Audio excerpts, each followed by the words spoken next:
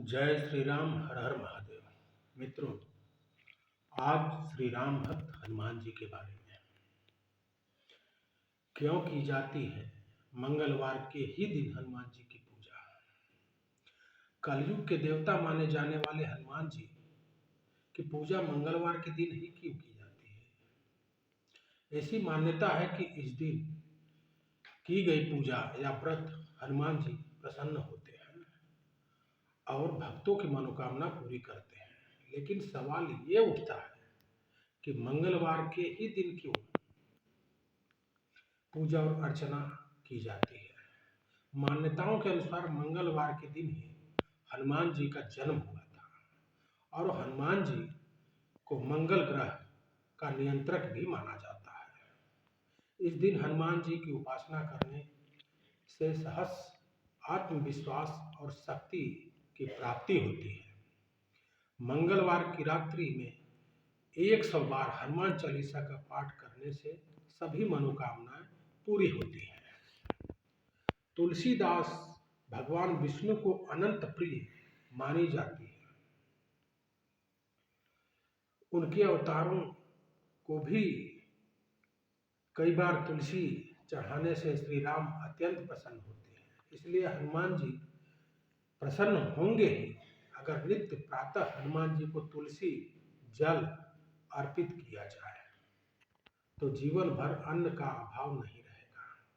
महाभारत के युद्ध में हनुमान जी अर्जुन के रथ के ध्वज पर विराजमान थे और सारे युद्ध में उन्होंने पांडवों की रक्षा की। उन्होंने विजय दिलाई।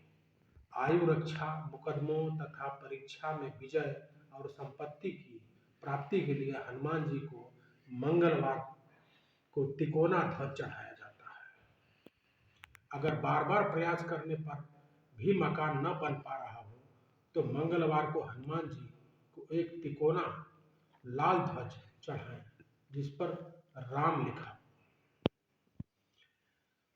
भगवती सीता की प्रेरणा से अपने स्वामी राम को प्रसन्न करने के लिए हनुमान जी ने शरीर में ढेर सारा सिंदूर लगा लिया था।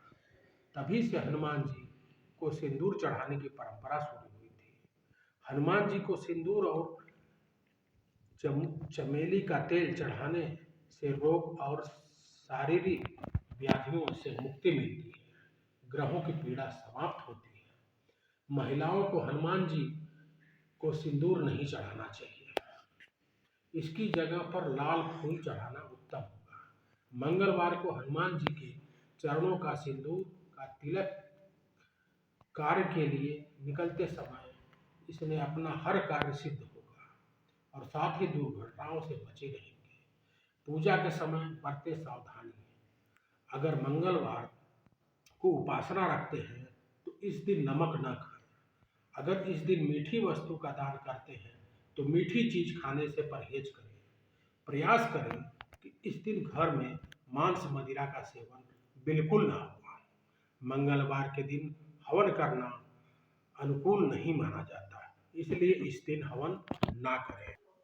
ज्ञानियों की जब गणना की जाती है तब हनुमान जी का नाम सर्वप्रथम लिया जाता है। जैसे कि बाबा तुलसीदास ने रामचरितमानस में लिखा भी है, अतुलित बल धामम हेम शैलाभदेहम धनुज बल किसानम ज्ञान नामाग्र गण्यम सकल गुण निधानम बानुराणामधीशम रघुपति प्रिय भक्तम वात जातम नमामि। एक समय कपिवर की प्रशंसा के आनंद में श्री राम ने सीता जी से कहा कि देवी, लंका विजय में यदि हनुमान का सहयोग न मिलता तो आज भी मैं सीता वियोग में ही बना रहता। सीता जी ने कहा, आप बार बार हनुमान जी की प्रशंसा करते हैं, कभी उनके बल शौर्य, कभी उनके ज्ञान की, अतः आज आप एक ऐसा प्रसंग सुनाइए कि जिसमें उनकी चतुरता से लंका विजय में विशेष सहायता हुई हो। श्री राम बोले, ठीक है, याद दिलाया तुमने। युद्ध में रावण थक गया था, उनके अधिकतर वीर सैनिक का वध हो चुका था। अब युद्ध में विजय प्राप्त करने को उनकी अंतिम उपाय सोचा। यह था कि देवी को प्रसन्न करने के लिए चंडी महायज्ञ का आरंभ हो गया। किंतु हमारे हनुमान को चैन कहाँ। यदि यज्ञ पूरा हो जाता और रावण देवी से वर प्राप्त करने में सफल हो जाता तो उसकी विजय निश्चित थी। बस तुरंत उन्होंने ब्राह्मण का रूप धर लिया और यज्ञ में शामिल ब्राह्मणों की सेवा करना प्रारंभ कर दिया। ऐसे निस्वार्थ सेवा देखकर ब्राह्मण अति प्रसन्न हुए। उन्होंने हनुमान जी से वर मांगने के लिए कहा। पहले तो हनुमान जी ने कुछ भी मांगने से इनकार कर दिया, किंतु सेवा से संतुष्ट ब्राह्मणों का आग्रह देखकर उन्होंने एक वरदान मांग लिया। सीता जी ने पूछा, वरदान में क्या मांगा हनुमान ने? श्री राम जी बोले, उनकी इसी याचना में तो चतुरता झलकती है। जिस मंत्र को बार बार जाप किया जाता रहा है उस मंत्र में एक अक्षर का परिवर्तन का हनुमान ने वरदान में मांग लिया और बेचारे भोले ब्राह्मणों ने तथास्तु कह दिया। उसी के कारण मंत्र का अर्थ ही बदल गया, जिससे कि रावण का घोर विनाश हुआ। एक ही अक्षर से अर्थ में इतना परिवर्तन। सीता जी ने प्रश्न किया, कौन सा मंत्र था वह?